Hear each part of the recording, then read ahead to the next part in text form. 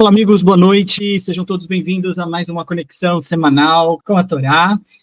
Vamos começar a nossa conexão de hoje à noite com alguns agradecimentos, tá? Então a gente gostaria de expressar a nossa mais profunda gratidão aos nossos generosos doadores que tornaram possível a aula de hoje aberta ao público, né? Não apenas para a comunidade, mas para todas as pessoas que sentirem o desejo de se conectarem com a Torá, de aprender um pouquinho mais de Torá. E é importante ressaltar que é graças a esse apoio e a bondade de pessoas como vocês que realizam, né, a tzedakah e a doação para que as aulas semanais sejam também abertas ao público geral.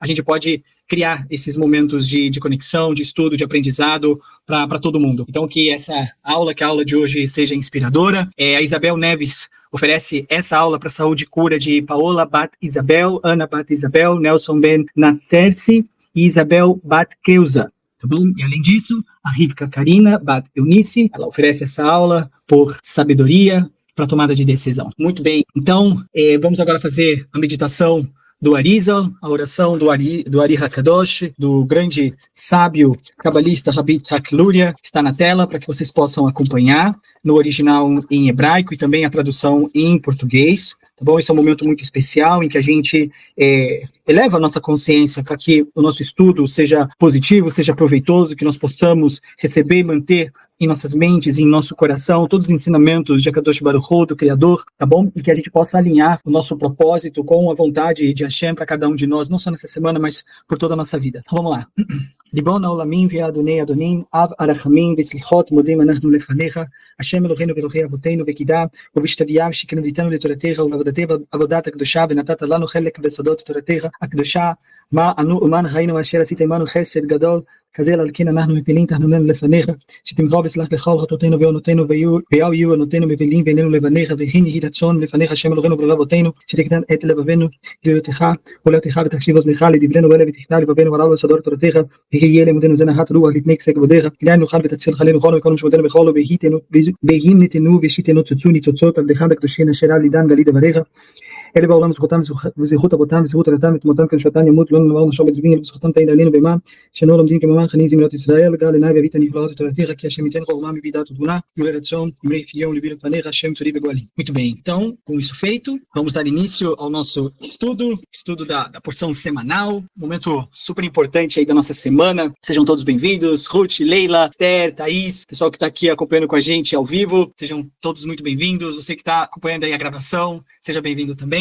Bom, nós estamos na porção, amigos, de Vayeshev, tá bom? Vayeshev. E aqueles que quiserem fazer o estudo, vocês vão encontrar a porção dessa semana a partir do capítulo 37, verso 1, tá bom? Do livro de Gênesis, até o capítulo 40, verso 23, tá? E o que fala a porção dessa semana? Então, Jacó, ele se estabelece em Hebron, tá? Com seus 12 filhos, sendo Yosef, José, um rapaz de 17 anos, o seu filho favorito, é o filho favorito de Jacó. Yosef, José. E esse fato, né, o fato dele ser o filho favorito de Jacó, desperta o quê? Desperta ciúme entre os demais irmãos. Então é dito que Yosef ele era muito especial, Yosef ele era o filho favorito de Jacó, e não que apenas ele era o filho favorito de Jacob, ele também tinha muitas características semelhantes ao próprio Yaakov, e não por acaso, muitas das coisas que Yosef passa em sua vida é muito semelhante com aquilo que o próprio pai dele, Jacó, também passou, a desavença entre os irmãos, de certa forma, é uma repetição também do problema com o irmão que Jacó também teve, o fato dele sair da casa dele, né, e viver em um outro lugar. Da mesma forma como aconteceu com Yaakov, também vai acontecer com Yosef, o fato dele casar com uma pessoa que também está longe da casa dele, acontece com Yaakov, acontece também com Yosef. Então a gente vê uma série de semelhanças, né? Coisas semelhantes. Assim como Yaakov era um estudioso, Yosef também seguiu, né, o passo dos pais, também era muito estudioso. Então a gente vê realmente que havia uma semelhança muito grande, não apenas externamente, mas internamente. Inclusive, dito sobre Yosef que ele era muito belo, ele era muito bonito. Ele tinha uma beleza sem precedente, que também havia herdado do próprio pai, da mesma forma que o pai ele já nasceu circuncidado, né?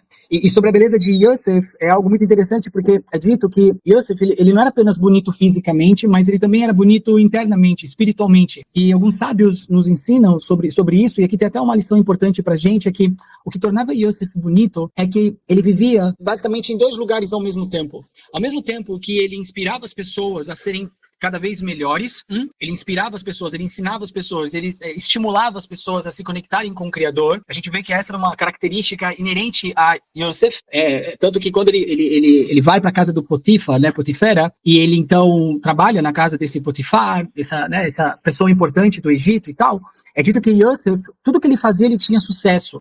E que todo o sucesso que ele obtinha, ele atribuía ao Criador, a Hashem. Então, era uma pessoa que a todo momento estava falando Hashem, estava falando o nome de Deus, estava agradecendo ao Criador. Então, era uma pessoa que a todo momento estava expressando que todo o sucesso que ele tinha, todas as coisas boas que ele tinha, mesmo passando por dificuldades, mesmo tendo passado por um trauma muito grande, que foi ter sido vendido pelos próprios irmãos, ainda assim ele não deixava de louvar o Criador, de agradecer ao Criador, de bendizer o Criador, de abençoar o Criador.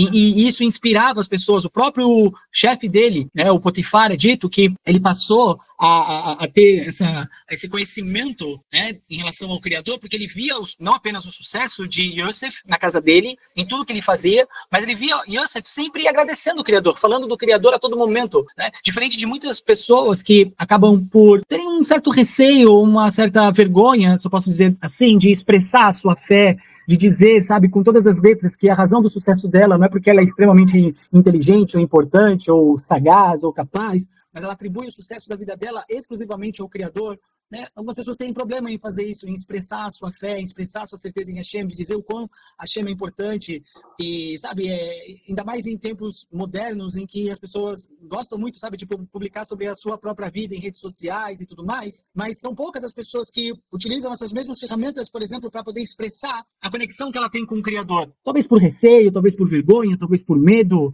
de ser julgado, enfim, mas o que a porção dessa semana traz é que Yosef, ele não tinha nenhum tipo de receio. Pelo contrário, ele fazia questão de demonstrar a conexão que ele tinha com o Criador, no sentido de expressar a todo instante que o que ele tinha de bom na vida dele era por causa de Hashem, era por causa do Criador, as coisas que ele fazia, Lechem Shammai fazia por causa do Criador também, então esse era um lado. Então Yosef, ele era bonito, essa beleza que é atribuída a Yosef Hatzadik, a Yosef, era devido a esse fato de que ele inspirava as pessoas a se conectarem com o Criador, porque ele atribuía ao Criador todas as coisas que aconteciam na vida dele e que permitiam ele a ter sucesso, isso é um lado, mas junto com isso, somado a isso, Yosef também era uma pessoa que estava sempre realizando trabalho interno. Ele estava sempre preocupado em ir para um próximo patamar. Ou seja, ao mesmo tempo que Yosef, ele fazia questão de demonstrar o quanto ele confiava em Hashem, o quanto ele confiava no Criador, tinha fé no Criador, atribuía ao Criador todo o sucesso que ele tinha, para que as outras pessoas pudessem se inspirar, e as pessoas se inspiravam por causa disso. Ao mesmo tempo, ele não abandonava o trabalho que ele tinha que realizar internamente, diariamente. Porque vejam, amigos, olha só, se a gente fica muito, por um lado, focados em inspirar outras pessoas, trazer luz para outras pessoas, e a gente só faz isso, e a gente esquece de fazer o nosso trabalho interno, vai dar problema, vai dar ruim, porque eventualmente as pessoas vão começar a ver que é tudo fachada, né? Eventualmente as pessoas vão ver que você fala muito de Hashem, que você atribui ao Criador o seu sucesso e tal, não sei o quê, só que na sua própria vida, no seu íntimo, você não realiza nenhuma transformação, então eventualmente as coisas vêm à tona, né? A ponto da pessoa começar a perceber, poxa, você fica falando de Hashem e tal, mas o seu casamento tá cheio de problema. Ah, você fala de Hashem e tal, só que você não tem uma família equilibrada, os seus filhos são problemáticos e não sei o quê, e tal. As pessoas começam a julgar, mas por que isso acontece? Porque existe uma discrepância naquilo que está sendo dito e aquilo que está sendo vivido. Por que Yosef era bonito? Yosef era bonito porque ele não que apenas ele inspirava as pessoas a se conectarem com o Criador, a se conectarem com Hashem, mas ele também sabia da importância dele fazer trabalho espiritual constante, fazer a parte dele, fazer aquilo que era necessário para o próprio crescimento espiritual dele. Yosef sabia da importância disso, sabia que ele tinha que focar nessas duas coisas ao mesmo tempo que ele precisava, e ele sabia que ele tinha que inspirar as pessoas a se conectarem com o Criador, ele também sabia que ele não podia ser negligente ao próprio trabalho espiritual que ele precisava fazer, para ele próprio se conectar com o Criador, porque as duas coisas precisam andar juntas. Por outro lado, né, a pessoa também ela não pode só focar em fazer trabalho espiritual, mas não levar essa luz para outras pessoas. Né? Tem outro lado da história. Não adianta nada você se conectar com o Criador, você, sabe, realmente ter ali um devekut, ter uma conexão poderosa com Hashem, não adianta nada você ter tudo isso, mas você não compartilha com ninguém, você não inspira as pessoas. E você pode falar, mas eu não estou pronto ainda para inspirar, não me sinto preparado para ser um canal de luz. Você não tem que esperar estar preparado, porque a verdade é que talvez você nunca esteja preparado, né? Eu não estou preparado para fazer isso que eu estou fazendo aqui hoje, eu não estou. Você acha que eu estou? Não, o que tenho é disposição, vontade, interesse, desejo, sabe? é de total interesse de cada um de nós querer ser um canal de luz, porque é assim que a gente recebe mais luz na nossa vida. Só que a gente tem que encontrar esse lugar onde, ao mesmo tempo que a gente tem que cultivar esse desejo de compartilhar a luz, de inspirar outras pessoas, a gente nunca pode deixar de lado o nosso próprio trabalho espiritual. E, do outro lado, né, a gente não pode também só focar no nosso próprio trabalho espiritual e esquecer de compartilhar, esquecer de influenciar positivamente as pessoas. Então, por que Yosef, ele é dito sobre Yosef que ele era uma pessoa bonita? Porque ele tinha esses dois aspectos. A beleza exterior dele refletia esse poder interior que ele tinha. De, ao mesmo tempo que ele inspirava as pessoas, ele também estava sempre inspirando a si mesmo, crescendo, evoluindo, se desenvolvendo. Isso aqui é uma coisa que eu aprendi hoje e eu quis compartilhar aqui com você. Muito bem. Então, é dito, né, que Yosef, ele era o favorito do pai dele, né, do Jacó, e esse fato despertou o quê? Despertou ciúme entre os demais irmãos. Yosef, ele recebe do pai dele uma túnica colorida, especial, e compartilha com os irmãos 2 sonhos que indicam que ele, então, eventualmente se tornaria o governador sobre eles. Iria governar os irmãos. Não só os irmãos, mas todo mundo da família, inclusive. E isso fez com que o ressentimento entre os irmãos e Yosef ficasse ainda maior. Um dos irmãos de Yosef, Shimon, né, ou Simeão, em português, e também o Levi, eles então planejam matar Yosef, matá-lo. No entanto, Reuven, ele propõe diferente. Olha, não vamos matar o José, não vamos matar o Yosef, vamos jogá-lo em um poço, né? E ele fez isso com a intenção de depois ir resgatá-lo, né? Salvá-lo mais tarde. Enquanto José estava no poço, né? De fato é isso que ocorre, ele é jogado dentro do poço. E aí, enquanto ele estava no poço, Judá, ele sugere então vender José a mercadores ismaelitas que estavam passando por ali naquele momento. Para enganar Yaakov, é dito então que os irmãos mergulharam a túnica de Yosef no sangue de um bode, fazendo então com que Jacó acreditasse que Yosef, havia sido morto por uma fera selvagem. Né? Aí a história de Yosef então dá uma pausa, e a Torá então fala sobre a história de Yehudá e Tamar, tá? Então, a Torá diz assim, fala que Judá, se casa e tem 3 filhos. O filho mais velho, cujo nome é ele morre e não deixa descendentes. Ele morre sem filhos. E a sua esposa, que é a Tamar, é dada em casamento ao segundo filho. Existe uma regra que quando, né, o pai tem um filho, esse filho, então, é casado, ele morre e não deixa descendentes, então tem uma regrinha que a esposa, então, ela passa a ser a esposa do próximo filho, ok?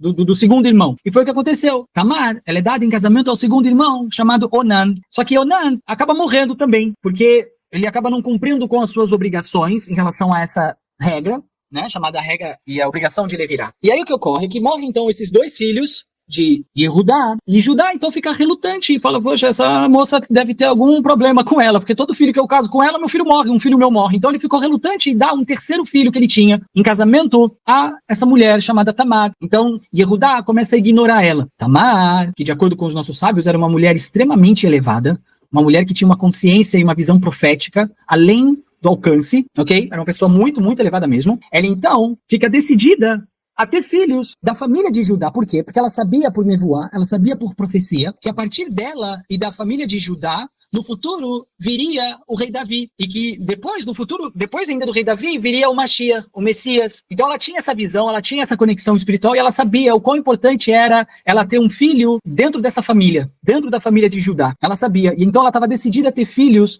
da família de Yehudá. Então ela se disfarça de prostituta e seduz Yehudá, seduz Judá. E eles ficam juntos, né, tem tal uma relação, e o que ocorre é que Tamar fica grávida. E ao descobrir que Tamar ficou grávida, Yehudá ordena a sua execução. Ela é julgada e condenada à morte por causa disso, né, porque ninguém sabia o que tinha acontecido, o próprio Judá não desconfiava que se tratava dela, né, a prostituta que ele encontrou e tudo mais. No entanto, quando ele é confrontado com provas de que ele era o pai da criança, ele então reconhece a sua culpa. Tamar dá à luz a gêmeos, Peretz, que acontece de ser o ancestral do rei Davi, e Zera. E essa é a história de Tamar. Aí então a Torá volta a relatos sobre a vida, né, e a trajetória de Yosef. Então José é levado ao Egito, né, e vendido como escravo para essa pessoa importante no egípcio, né, um ministro do faraó chamado Potifar. Né? Potifar é um oficial de alta patente do faraó. E graças às bênçãos de Hashem, graças às bênçãos de Deus, José, ele prospera. e é colocado como administrador dos bens desse Potifar. Só que a esposa de Potifar tenta seduzir José. Como eu disse anteriormente no começo da aula, José era muito bonito e Yosef ele era muito bonito, né? Agora a gente entende o que significa essa beleza interior e exterior de José. Ela fica apaixonada por ele e quer ficar com ele de toda forma. Então ela tenta seduzir José de todas as formas possíveis, só que ela é rejeitada. Yosef sabe da importância de manter não apenas o respeito, né, entre o casamento do chefe dele, da esposa dele, mas ele sabe que qualquer envolvimento com uma mulher casada poderia trazer sobre ele um julgamento divino muito grande. José, ele havia aprendido as regras espirituais da vida, não apenas com o próprio pai, mas também nas academias de Shem e Ever. Então ele sabia sobre a importância de manter não apenas o recato, mas a confiança do seu chefe, do seu patrão. Mais do que isso, preservar os valores da família, preservar os valores, sabe, acima de tudo. É dito, inclusive, que não é que Yosef, não é que José não se sentiu atraído por ela, muito pelo contrário, é dito que ele se sentiu muito atraído por ela. É dito que a esposa de Potifar era uma mulher muito bonita.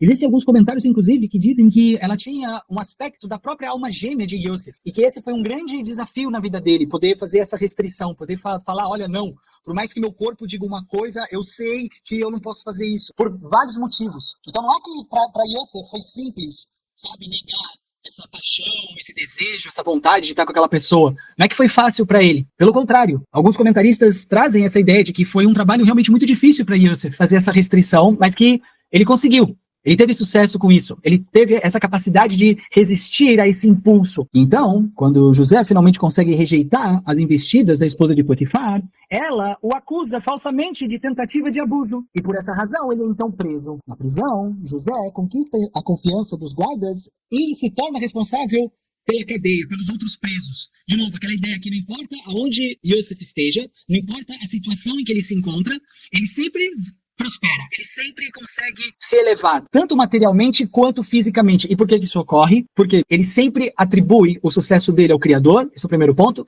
Segundo, ele sempre estimula as pessoas a se conectarem com o Criador. Terceiro, e tão importante quanto todos os outros, ele está sempre buscando o quê? Yosef está sempre buscando o quê? Crescimento espiritual. Então é o conjunto de tudo isso, que faz com que Yosef, faz com que José, ele prospere em todos os lugares onde ele é enviado, em todos os lugares que ele se encontra. Ele está na casa do pai dele, ele tem o destaque. Ele é vendido pelos irmãos como escravo. Ele é comprado por um homem importante do Egito, é colocado para servir na casa desse homem, ele se torna o chefe da casa, o mordomo mor, na casa desse Potifar. Ele segue os princípios dele, ele poderia, né, agir de má fé, ele poderia agir de maneira egoísta, ter um caso lá com a esposa do Potifar, mas ele se mantém firme, íntegro, defendendo os seus valores, e como recompensa, o que ocorre? Ele é jogado numa prisão. E aqui tem um outro ensinamento muito importante pra gente. Às vezes a gente acha que por fazer o certo, só vai acontecer coisa boa na nossa vida. Não, Yosef é a prova viva de que não é bem assim. Vai haver situações em que você vai fazer a coisa perfeita, a coisa certa, aquilo que, sabe, o Criador espera de você, e o resultado disso vai ser o quê? Vai ser caos, vai ser dor, vai ser problema. A história de Yosef tá aqui pra mostrar isso pra gente. Não é porque a gente tá fazendo um trabalho espiritual, não é porque a gente tá fazendo restrição, não é porque, sabe, a gente tá conectado com o Criador, não é porque a gente tá inspirando outras pessoas que, pronto, seus problemas acabaram, você nunca mais vai ter que se preocupar com nada na sua vida. Não,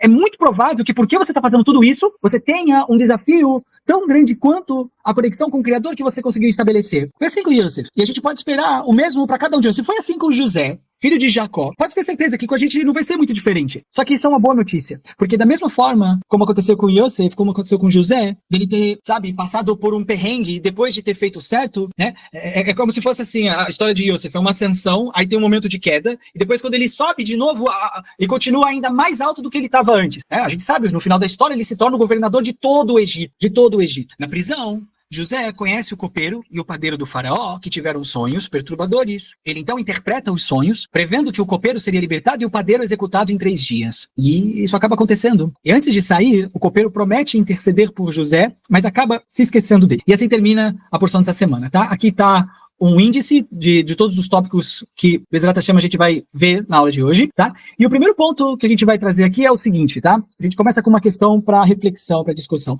Como que nós podemos entender os sonhos de José como uma manifestação do plano divino e de que maneira isso se aplica às nossas próprias aspirações e desafios, tá? Vou ler aqui para vocês o verso 5 do capítulo 37 da porção dessa semana, sobre os sonhos de José, visões de liderança e destino. Então a Torá fala assim pra gente, ó. Vai achalon Yosef halon vai agedelecha vai Yosipol od shnot oto. José teve um sonho e o contou a seus irmãos, que passaram a odiá-lo ainda mais. Então vamos lá, um breve contexto aqui. José, como nós vimos, é o filho favorito de Jacó. É o filho favorito de Jacó. E isso provoca ciúmes e ressentimento entre seus irmãos. Tá? Ele compartilha com eles seus sonhos, e esse sonho que ele tem simboliza a sua futura liderança, tá?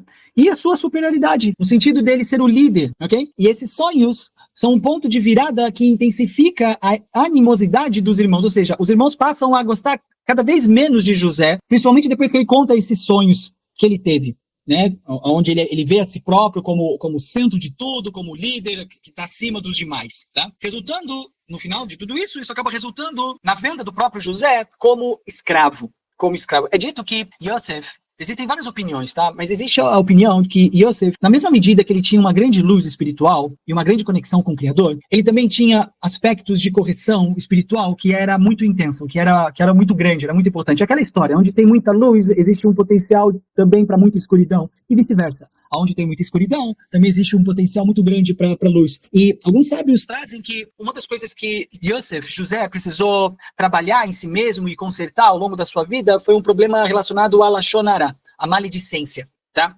É dito que Yosef estava sempre trazendo relatórios negativos sobre a conduta dos próprios irmãos ao seu pai. E que devido a isso, devido a Lashon Hara que ele fazia em relação aos irmãos, ele teve que passar por todos os desafios que ele passou, tá? Isso é uma opinião que alguns dos sábios trazem em relação a Yosef. E o que a gente aprende disso é que, sim, da mesma forma onde existe um potencial muito grande para a revelação de luz, nesse mesmo lugar também existe esse potencial para a escuridão. Então a gente sempre tem que estar atento a isso. E de forma oposta, onde tem muita escuridão, existe também um potencial muito grande de luz. Então sempre que a gente vê uma pessoa se comportando de uma forma negativa, a gente pode se prender àquela negatividade, ou a gente pode, sabe, realmente pensar por alguns momentos e concluir que, olha, da mesma forma que ele tem essa escuridão muito intensa, em proporção equivalente, essa pessoa tem o potencial de revelar muita luz no mundo. E aí perguntar a si próprio, poxa, como eu posso ser um agente de auxílio a essa pessoa, a fim de ajudá-la a manifestar esse potencial de luz que ela possui, tá? Isso é importante. Então vamos alguns comentários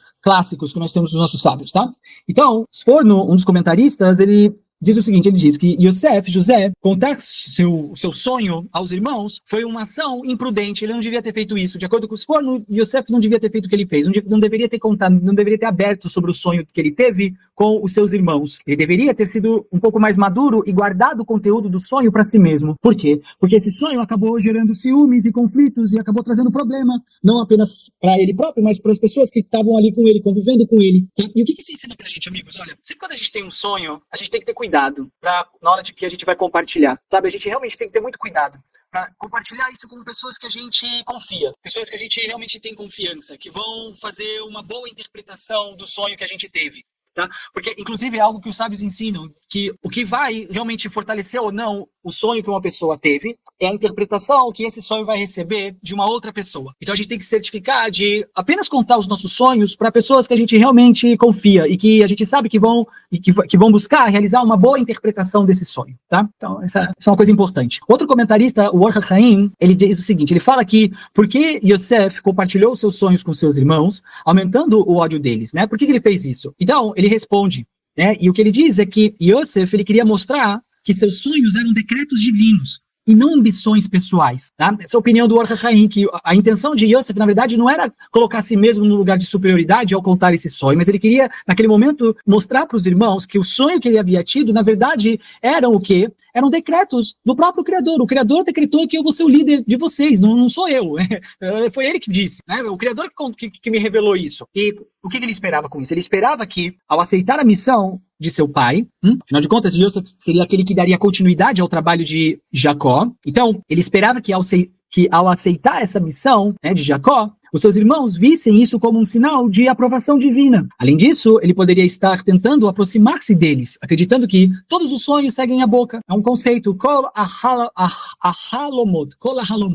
Ou seja, a interpretação do sonho depende daquele que o interpreta, como eu disse anteriormente. Então vamos a uma reflexão sobre isso. O relato dos sonhos de José nos lembra sobre a importância da introspecção e da vigilância, tá? Isso aqui é as palavrinhas-chave dessa primeira sessão. Introspecção e vigilância. Sobre o quê? Sobre as nossas ações e motivações. O que a gente faz e por que a gente está fazendo o que a gente está fazendo, tá? Então, em relação ao sonho de Yosef, que a gente tem que guardar, não só para essa semana, mas por toda a nossa vida, é a gente sempre se perguntar, sabe? A gente fazer esse trabalho de introspecção e vigilância. Em relação a quê? As nossas ações e as nossas motivações. Refletir, pensar sobre o que eu vou fazer e por que eu vou fazer o que eu estou prestes a fazer. Qual que é a razão? Qual que é a intenção? Qual que é o motivo? Por que eu vou fazer isso que eu vou fazer? Por que eu vou contar o meu sonho para essas pessoas? Por que eu vou trabalhar hoje? Por que eu vou falar com essa pessoa? Por que eu vou ligar para aquela outra? Por que eu vou postar isso aqui na minha rede social? Amigos, olha só. Esse é o trabalho dessa semana. Fazer um trabalho de introspecção. E perguntar a si mesmo. O que eu vou fazer? E depois, por que eu vou fazer o que eu estou querendo fazer? Tá? Segundo a grande obra Mesilat Yesharim, O Caminho do Justo,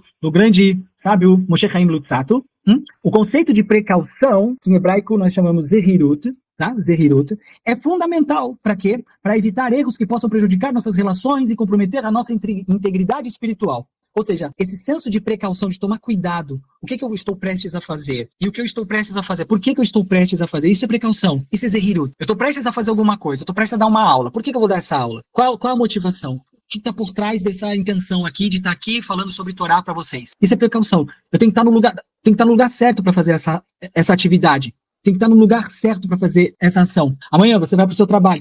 Antes de ir para o trabalho, você para, estou indo para o meu trabalho. Tá? Por que eu estou indo para o meu trabalho? Qual a motivação? Vou encontrar uma pessoa, tenho uma reunião amanhã. Por que eu vou nessa reunião? Isso é Zehirut, isso é precaução. Fazer esse tipo de trabalho, amigos, é o quê? Fundamental para evitar erros que possam prejudicar nossas relações e comprometer nossa integridade espiritual. Ó, isso aqui é muito importante. Olha só, a todo momento a gente está plantando uma semente. A todo instante a gente está plantando uma semente. Agora, eu estou plantando uma semente.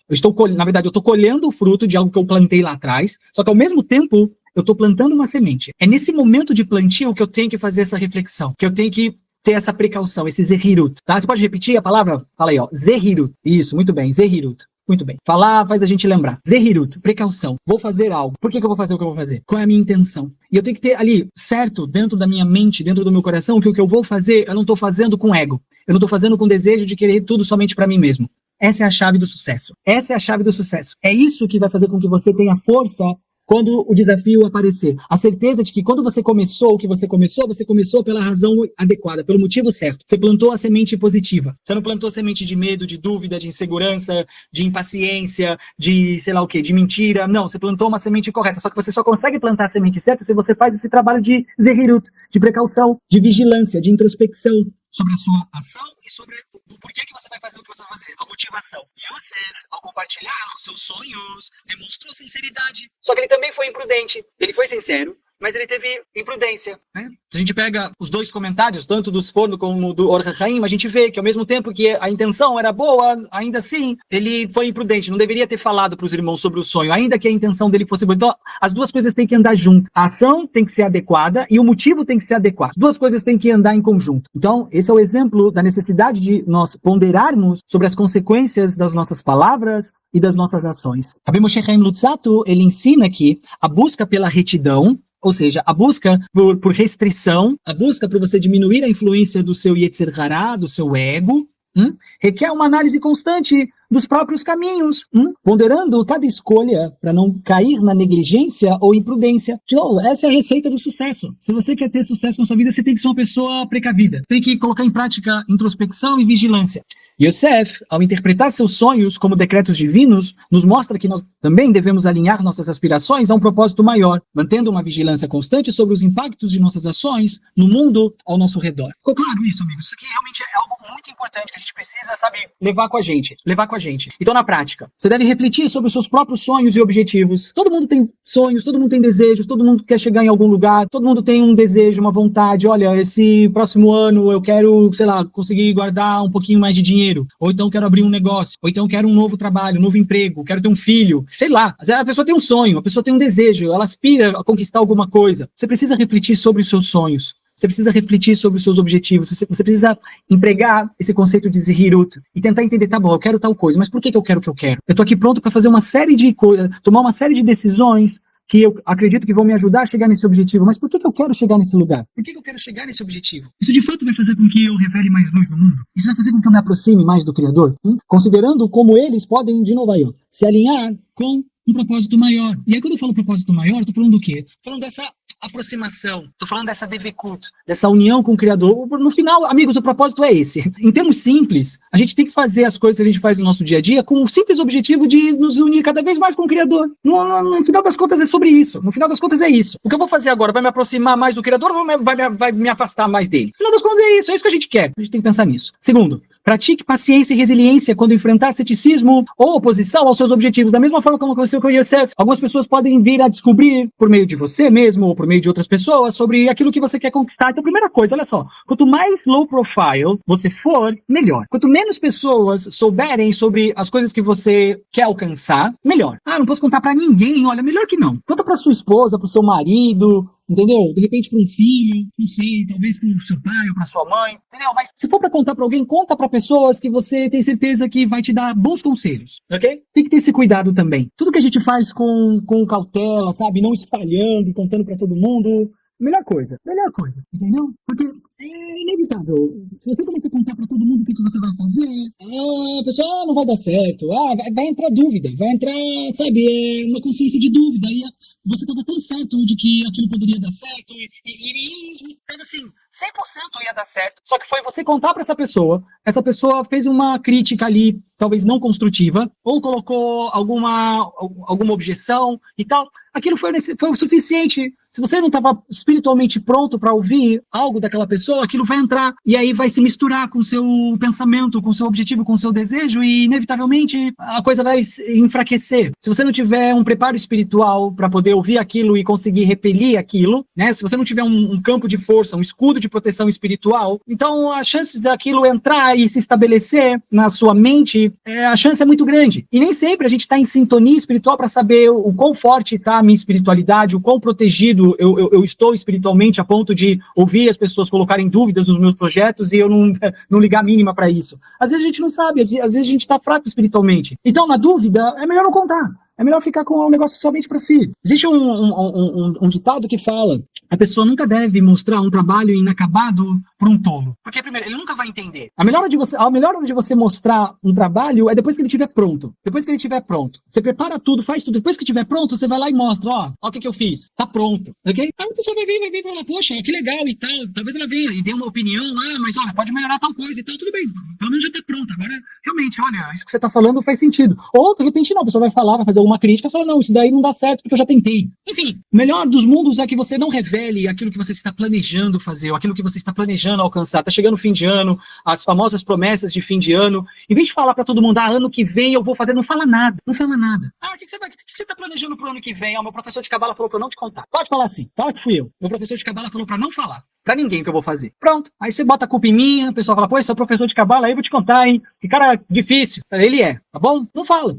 Fala que eu falei pra não falar, tá bom? 3. Considere o impacto de compartilhar suas visões e sonhos com os outros, sendo sensível às suas reações e sentimentos. Quando a gente tem um plano e a gente quer envolver outras pessoas, a gente tem que estar com tudo muito bem pensado. A gente tem que estar com tudo muito bem estruturado já pra poder envolver as pessoas certas, né? Porque, às vezes, o fato é que a gente não consegue sozinho, a gente vai mais rápido, só que com outras pessoas a gente vai mais longe, não é isso que a gente aprende? É isso. Só que para poder envolver outras pessoas num projeto, você tem que ter muita clareza quem você vai envolver nesse projeto. Você tem que saber que as pessoas que vão receber a sua ideia, vão compartilhar da sua visão, elas estejam realmente alinhadas com esse objetivo, para que então todo mundo que vai participar ali tá no mesmo barco. Então tem que ter essa sensibilidade, tem que ter, sabe, essa visão.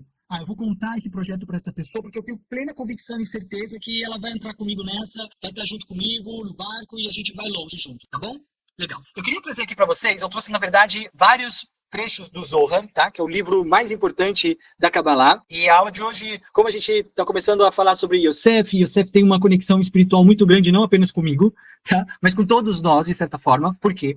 Porque José, ele representa a dimensão espiritual que na Kabbalah é chamada de Yesod. Tá? O que é Yesod? Yesod é o filtro, é o canal através do qual toda a luz dos mundos superiores precisa obrigatoriamente passar para que então ela seja manifesta no nosso mundo físico, tá?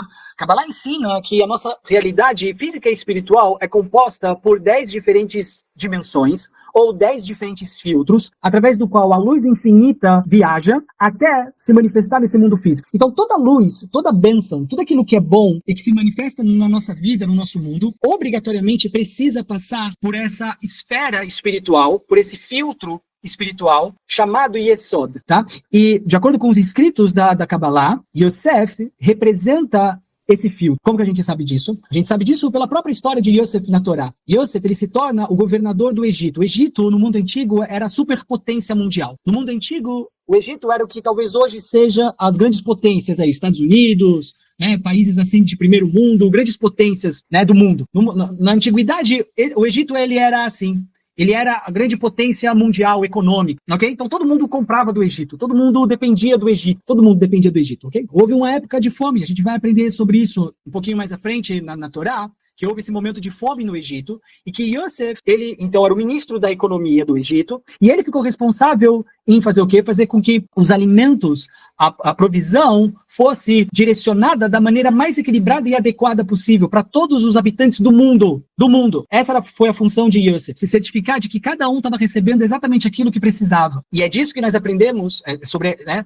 Relacionado a isso é que nós sabemos que essa dimensão espiritual chamada Yesod está relacionada com Yosef. E assim como Yosef foi esse canal que permitiu com que a luz divina fosse trazida dos mundos superiores e canalizada para os mundos inferiores, da mesma forma, essa dimensão espiritual tem essa função. Então, por essa razão, a partir, né, do início dessa saga de Yosef, eu me certifiquei de trazer alguns versos do Zohar, que, como nós sabemos, não é apenas um livro muito importante na Kabbalah, mas uma grande fonte de bênção também, assim como Yosef foi. Então, esse Zohar que eu trouxe aqui, ele diz o seguinte, eu vou fazer a leitura em aramaico, o Zohar ele é escrito em aramaico, tá? Não é hebraico, é aramaico, e tem um motivo do porquê ele foi escrito em aramaico, tá? E qual foi o motivo, professor? Por que o Zohar foi escrito em aramaico? Muito bem. É dito que o aramaico, ele tem uma propriedade de estabelecer uma conexão direta com o Criador, não passa por anjos. É dito que tudo que a gente fala, toda oração que a gente faz, um anjo específico, precisa pegar essas palavras que nós dizemos, e ele é encarregado de elevar essas palavras ao trono de Hashem, ao trono divino. Zohar e aquilo que está escrito em aramaico não requer esse trabalho dos anjos. O fato de você ler o Zohar em aramaico, isso por si só é uma via direta de conexão com Hashem. É uma via direta de conexão com o Criador. Não requer o trabalho de um anjo, de pegar essas palavras e levar até o trono divino. Elas já vão em uma via só. Então é por isso que o Zohar, a obra mais importante da Kabbalah, foi escrita em aramaico, tá? Uma coisa importante para você saber. E é por isso que eu vou ler agora aqui um pouco do Zohar para vocês. Então o Zohar da porção dessa semana, Vayeshev, verso 14, diz assim, ó, Vayavo roges, dam, rogzah, ve'irbu vayah, de Yosef. De'ahu kashiali mikol chol migo, de'himuta, de Yaakov legabeim de Yosef. De'hum razad ivrit, a'al b'mitzvain begim de livtach, tiv ve'искor et briti, leish takachad shechnatal tamad bechadei. Traduzindo, no entanto vieram problemas. Foi o problema e a confusão sobre José, que foi a aflição mais difícil de todas. Para quem? Para Jacó. Então, tudo que aconteceu com Yosef foi o desafio mais difícil para Jacó, o mais difícil de todos. E olha que Jacó passou por vários desafios, né? Jacó passou pela dificuldade de sair da casa dele porque o irmão queria matar. Depois ele passou pelo desafio de ter que viver vários anos na casa do sogro dele. Teve todas as questões relacionadas ao trabalho que ele realizava na casa do sogro. Depois teve a volta para a casa dele com a família e o encontro com o irmão, foi um desafio. Depois teve o desafio com a filha dele, com a Diná, que foi violentada. Depois teve o desafio de perder a sua esposa amada, Rachel, durante o parto. E agora tem esse desafio onde ele recebe a notícia que o filho que ele mais amava, o filho que ele mais gostava, havia sido morto. O filho mais amado dele, o filho que ele mais amava, ele morreu. Foi morto por um animal selvagem, né? Foi isso que os outros irmãos disseram para ele. Então o Zohar fala que isso tudo que aconteceu com José foi a maior aflição que Jacó teve. Por quê? Porque Jacó amava muito Yosef. Porque Yosef é o segredo da aliança pela qual Jacó entrou no Egito. E é por isso que Jacó o amava tanto. Porque depois disso, está escrito, lembrei-me da minha aliança, que nós lemos em Gênesis, capítulo 9, verso 15. Toda a redenção só aconteceu por causa de Yosef. E do que o Zohar está falando aqui? O Zohar está falando da saída dos israelitas do Egito. Muitos anos depois da história de José, na verdade, toda a descida de Israel para o Egito começa nesse ponto. José vai para o Egito, uma grande fome assola o mundo, Jacó, seus filhos e toda a sua tribo, né, todo o seu clã precisa obrigatoriamente descer para o Egito também e fixar residência no Egito. Depois de muitos anos, depois de muito tempo, todo o povo de Israel que havia descido para o Egito, agora estabelecido no Egito, começa a ser oprimido, começa a ser escravizado. E aí o Zohar diz aqui pra gente algo muito incrível. O Zohar fala que toda a redenção que aconteceu para os israelitas no Egito só aconteceu por causa dele. Por causa de quem? Por causa de Yosef. Por quê? Porque a presença divina, ou a Shekhinah, estava junto com Yosef, estava com ele. Que é quem? Que é a aliança. José também é chamado de aliança. Ele é a aliança. Yosef é a aliança. O que significa aliança? A aliança é aquilo que nós chamamos de Brit. Assim, toda essa confusão sobre Yosef foi a coisa mais difícil para ele. Por quê? Porque ele sabia que se algo de fato tivesse acontecido com José, a redenção que viria para os israelitas, Haz Shalom, poderia não acontecer. Porque Yosef ele era fundamental para que essa redenção acontecesse. Então essa foi a coisa mais difícil que Jacó enfrentou na vida dele. Maior do que todas as outras aflições que ele sentiu em sua vida. Legal. Mais Zohar. Sobre a ideia da gente fortalecer a nossa alma, tá? Isso aqui é um Zohar que nós encontramos também na porção dessa semana.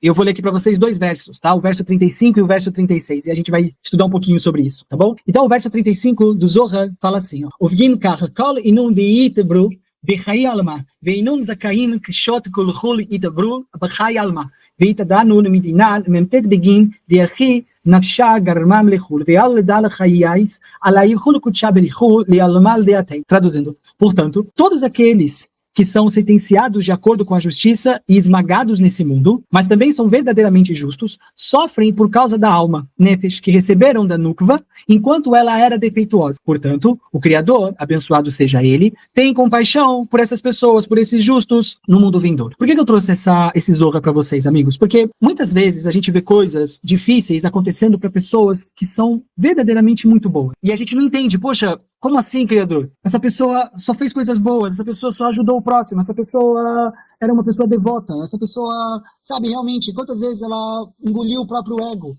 para poder fazer mais, não só por outras pessoas, mas para poder revelar a luz no mundo, mas ainda assim tanta coisa difícil aconteceu com ela. Às vezes nós mesmos nos encontramos em situações como essa, poxa, eu tô fazendo tudo certinho, tô rezando de manhã, tô rezando de tarde, tô rezando de noite, tô intercedendo pelas pessoas, tô fazendo o meu trabalho, acordo de manhã cedinho, faço o meu trabalho, faço o meu corre, não é assim que o pessoal fala? Sem atrapalhar ninguém, sabe, eu não piso em ninguém, não falo mal de ninguém, tento fazer o meu melhor no meu trabalho, mas nada dá certo pra mim. As pessoas só querem me prejudicar, me prejudicam, ou fico muito doente, quebro minha perna, bato a cabeça. Por que, Deus? Por que isso está acontecendo comigo? O que eu fiz para merecer isso? Eu estou tentando fazer tudo o que o professor lá da escola disse para fazer. Estou fazendo o quê? Eu estou fazendo restrição, estou lendo Zohar, estou lendo o livro de reza, estou compartilhando mais. Só que não dá certo, não tenho trabalho, não tenho sustento, não tenho emprego, estou doente, ou alguém que eu gosto muito está doente, Haz Shalom, não sei. O que explica? O Zohar explica. O Zohar explica.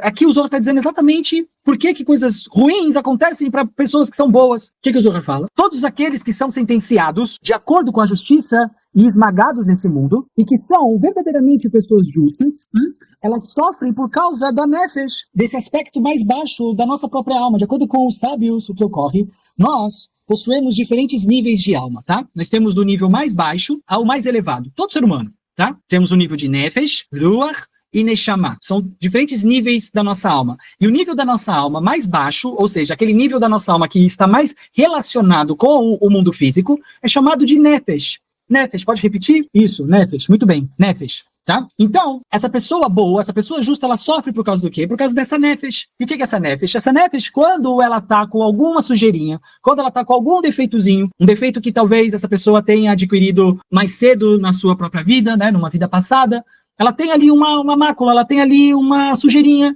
ok? E só tem um jeito dessa sujeira ser limpa. Um julgamento precisa se estabelecer, um desafio precisa acontecer, para que então essa negatividade seja limpa dessa pessoa e ela possa então crescer, né, e receber bênçãos no mundo vindouro. Zohar continua, no verso 36, dizendo assim, ó. Bebi Elazar amar, kolomar de aveim kutsha berichu, bedinam yichol begin de ka'am leachi nafsham le'ayatam, la le'alma de'atei, techol ovadoi, de kutsha berichu, inun bedina, וקשות ובגים לאברהם מנעים אחו זוכמה דקבלת בחיי אלמן ויד התעבר אחו לגופה ואית החיית נפשה ובגים לקח קודשה בריחו אבים לאחו זכאים דסלבול ייסורין ומחובין בחיי אלמן ותנקאין מקולה וזכר לחיי אלמה וילדם כתיב השם צדיק ואחד ודאים ואחד יתמך. O Rabino Elazar, dos sábios que nós encontramos no Zohar, disse que o Criador, abençoado seja, ele faz tudo de acordo com a justiça. Se ele traz sofrimento a uma pessoa justa, ele só faz isso para poder purificar essa alma, essa nefesh, e trazê-la para o mundo vindouro. Pois todas as obras do Criador, bendito seja ele, são verdadeiras e justas, para remover da alma a sujeira que acumulou nesse mundo. O corpo é esmagado e a alma é purificada. Então, quando o corpo é esmagado, a alma ela é purificada. É assim que funciona. Ah, tô passando mal. Ótimo, por quê? Porque significa que sua alma está sendo limpa. Estou passando por um desafio, não entendo por quê. Ótimo, por quê? Por que é ótimo? Porque a sua alma está sendo limpa. É assim que funciona. Por isso que a gente tem que ficar feliz quando a gente está num desafio, quando a gente está no meio de um desafio. Porque a gente pode ter absoluta certeza que naquele momento a gente está sendo purificado, a gente está sendo elevado, a nossa alma está sendo limpa. O Criador, Ele próprio está purificando a gente. Portanto, o santo, bendito seja Ele, traz dor ao homem justo, para que ele seja purificado de todos os seus pecados e assim mereça a vida no mundo vindouro. Como está escrito no Salmo do rei Davi, Hashem prova os justos. Segundo tópico, questão para discussão. Vamos falar um pouco sobre a história de Tamar agora. O que a história de Tamar nos ensina sobre justiça, responsabilidade e identidade? E como podemos aplicar essas lições em nossas interações? Você viu que eu coloquei aqui, ó, esse cara aqui, o que é esse cara aqui? Esse cara aqui é um cara sendo julgado, tá? Trouxe umas imagens que estão de acordo, estão acompanhando aqui para dar uma dinâmica interessante à leitura. Inclusive esse documento, né, como vocês bem sabem, vai estar à disposição de vocês também, que fazem parte do nosso grupo, que fazem parte da nossa comunidade, tá bom? Ah, não faço parte da comunidade, não tem problema, entre em contato comigo que a gente compartilha com você esse estudo, tá bom? Então vamos lá. Então, o que a história de Tamar nos ensina sobre justiça, responsabilidade e identidade? Como nós podemos aplicar essas lições em nossas interações diárias, tá? Então, vamos ler o verso 26 do capítulo 38, tá? Da próxima semana. Diz assim, ó. Vayaker Yehuda, vayomer tzedaka mimeni mikilha lekenu lo natati yad, lishlal beninu velo yasaf lo od ledata. Judá reconheceu e disse, ela, né, a Tamar, é mais justa do que eu, porque não a dei a meu filho Selá, ou seja, ao terceiro filho, né? Então, amigos, vejam, a história de Tamar ocorre paralelamente à de Yosef. Tamar, a nora de Judá, enfrenta a injustiça ao ser negada a união com o terceiro filho de Judá, depois que os seus dois primeiros maridos faleceram. Disfarçada, ela busca restaurar sua honra e garantir sua descendência através de um encontro com Judá. Como eu disse anteriormente, tudo que Tamar fez, ela fez devido à sua visão profética. Como eu disse anteriormente, trata-se de uma mulher extremamente sábia, extremamente elevada. Ela sabia que a partir dela, dentro da casa de Judá, sairia o rei Davi, e que no futuro viria ainda o rei Mashiach, o rei Messias. Então, ela sabia disso, e ela tinha que dar um jeito de fazer com que a coisa realmente acontecesse, e foi o que ela fez. Agora vamos a alguns comentários dos nossos sábios de abençoada memória, tá? Sforno diz o seguinte, ele fala assim, ó, Sedaká mimeni, ela é mais justa do que eu, como nós lemos aqui, ó. Sedaká mimeni, ela é mais justa do que eu. Tamar agiu com mais retidão do que Judá, do que Yehudá, mesmo tendo se aproximado dele sob falsos pretextos, mesmo tendo se disfarçado de prostituta, ainda assim ela é mais elevada que ele, é mais justa do que ele. Por quê? Porque ela buscava um propósito nobre, manter a descendência do seu falecido marido, enquanto Yehudá estava apenas satisfeito em gratificar os seus desejos. Quando Yehudá encontra Tamar vestida de prostituta, ele só está pensando nele próprio, enquanto Tamar só está se submetendo àquilo porque ela sabe que do ventre dela vai vir o rei Davi, e no futuro o Mashiach, o Messias. Então, vejam a diferença. Vejam a diferença em relação ao objetivo, do porquê eu vou fazer o que eu vou fazer. Por que eu estou fazendo o que eu estou fazendo? Tem que estar muito alinhado com o Criador. Tem que realmente estar muito conectado com o Criador. Após alcançar o seu objetivo, então Tamar voltou a viver como viúva, conforme Yehudá havia instruído. Só que a barriga começou a aparecer, ela ficou grávida. Yehudá procurou Tamar apenas para preservar sua imagem. Quando ela começou a ficar, aparentemente ali grávida, ele falou, não, vou atrás dela para fazer a devida justiça, para que todos saibam que aqui no meu acampamento não tem bagunça. Então ele só foi de novo atrás de Tamar, para quê?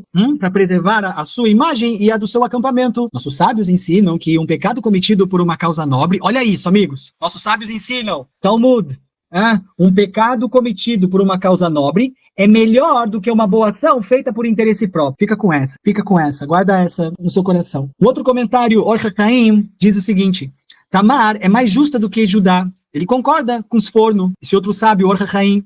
O decreto de morte sobre Tamar era uma ordenança humana para certos delitos sexuais que aconteciam na época com outros povos, que não acreditavam em Hashem. Quando se revelou que o parceiro de Tamar era, na verdade, Judá, Yehudá, ela se mostrou mais justa, pois sabia que era permitido estar com ele, enquanto Yehudá não tinha essa consciência. O termo hebraico Tzedakah Mimeni significa, ela é mais justa do que eu. Yehudá reconhece sua culpa por não dar Tamar ao seu terceiro filho. Eu devia ter feito isso, eu devia ter deixado, eu sabia que isso era o que eu deveria ter feito. Eu estava com medo de perder mais um filho, então por isso que eu não fiz aquilo que eu sabia que era o certo. Yehudá explica que Tamar agiu assim por ter perdido a esperança de se casar com Shelah, eliminando qualquer vínculo matrimonial entre eles. Então Yehudá assume a culpa por não ter dado Tamar a Shelah, ou seja, Yehudá no final ele entende, ele fala, poxa, pisei na bola, eu errei.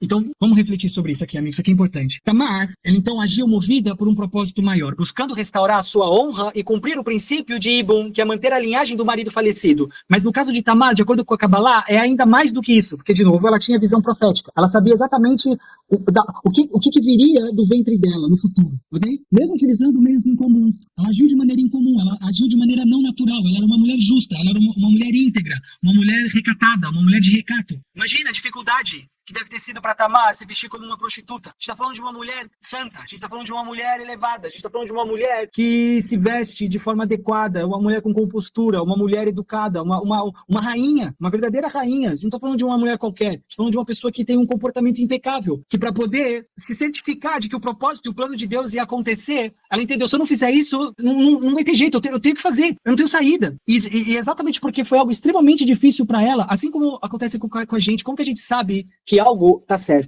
Olha, muito provavelmente vai ferir o nosso próprio ego. O certo normalmente vai ser aquilo que a gente de forma alguma iria querer realizar. Aqui é um ponto realmente muito delicado, pessoal, e muitas vezes difícil, sabe, da gente conseguir captar. Yehudá, ao reconhecer Tzedakah Mimeni, ou seja, quando ele reconhece que Tamar é mais justo do que ele próprio, ele demonstra o que? A importância da autorreflexão e da aceitação de falhas pessoais. Lembra quando a gente falou no começo sobre as duas características de Yosef? A importância de inspirar as pessoas, mas ao mesmo tempo está sempre fazendo um trabalho interno e espiritual? É sobre isso. A gente precisa, amigos, reconhecer o que precisa ser transformado internamente. A gente precisa reconhecer e saber que a gente é falho, que a gente tem pontos negativos. A gente tem que saber, a gente tem que aceitar, porque esse é o primeiro passo para a gente realmente começar a mudar. A gente tem que aceitar que existem aspectos nossos que precisam ser corrigidos, porque senão a gente não vai sair do lugar, a gente não vai mudar, a gente não vai crescer, a gente não vai evoluir. Tem que admitir, tem que aceitar que é falho.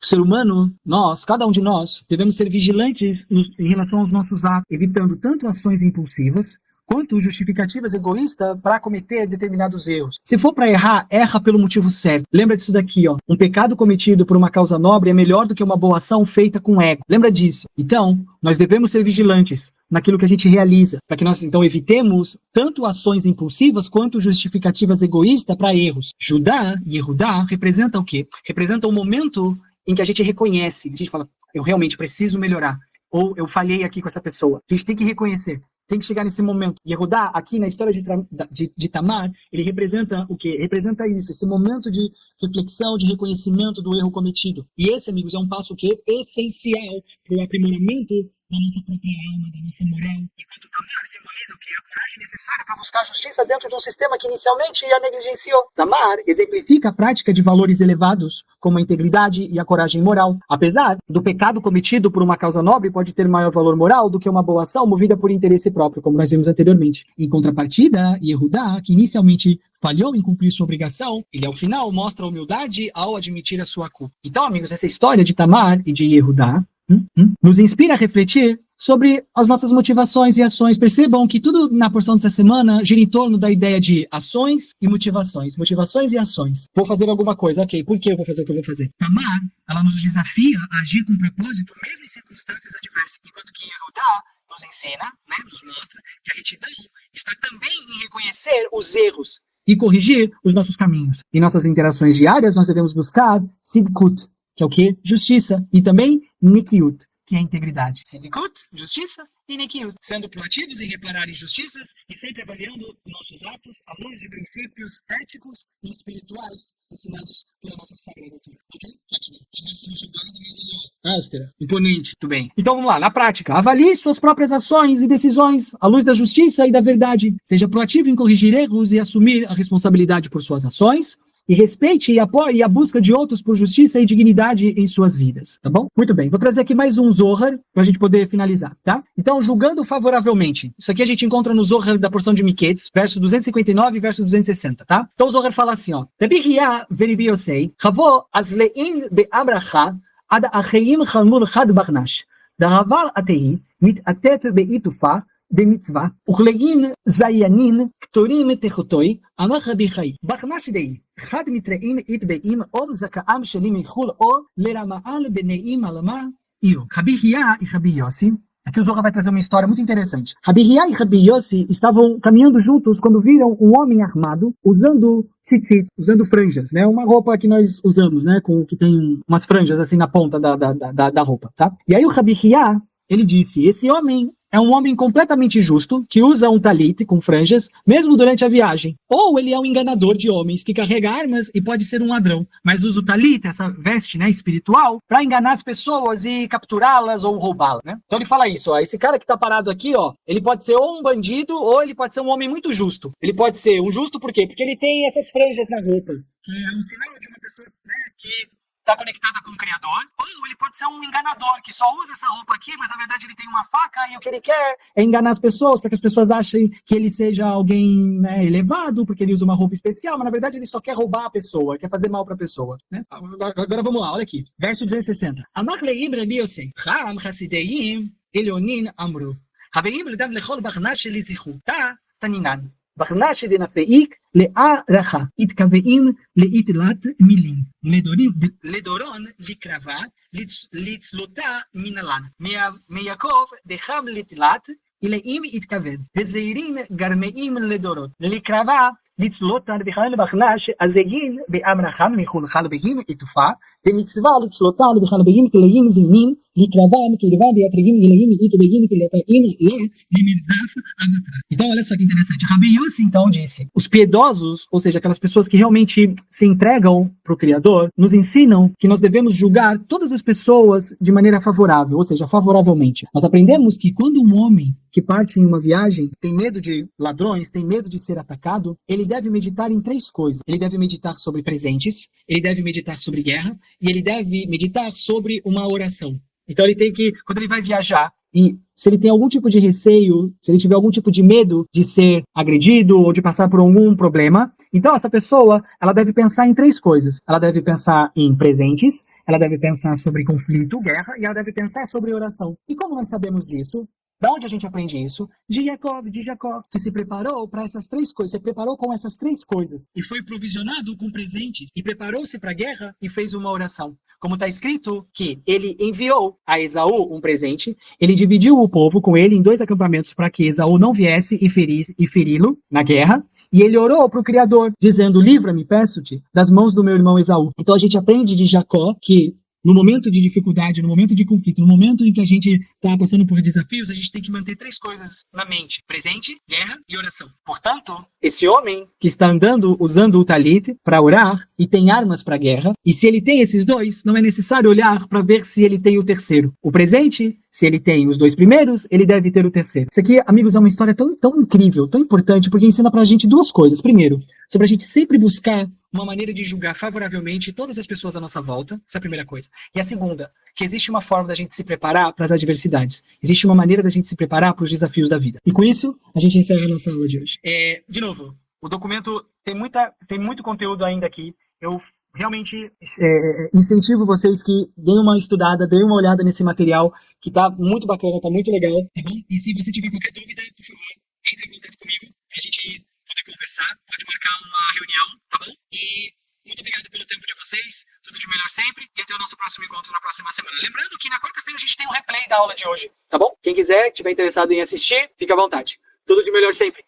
O pessoal que está aqui ainda, posta lá na nossa comunidade o que você aprendeu de mais importante na aula de hoje. Tá bom? Isso é sempre muito importante. Inclusive, hoje eu estava conversando com um grande amigo meu aqui da sinagoga, que ele falou aquilo que a gente já sabe, na verdade, né? Mas é sempre bom lembrar. A melhor forma de você internalizar algo, de você aprender algo de verdade, é você ensinando, ou seja, é você comentando sobre isso com outra pessoa, é você falando sobre o que você aprendeu com outra pessoa. Por isso que eu sempre peço para que vocês compartilhem no grupo aquilo que vocês aprenderam de mais importante para vocês, para que isso realmente seja internalizado no coração e na mente de vocês, tá bom? Então, tudo de melhor sempre e até o nosso próximo encontro. Tchau!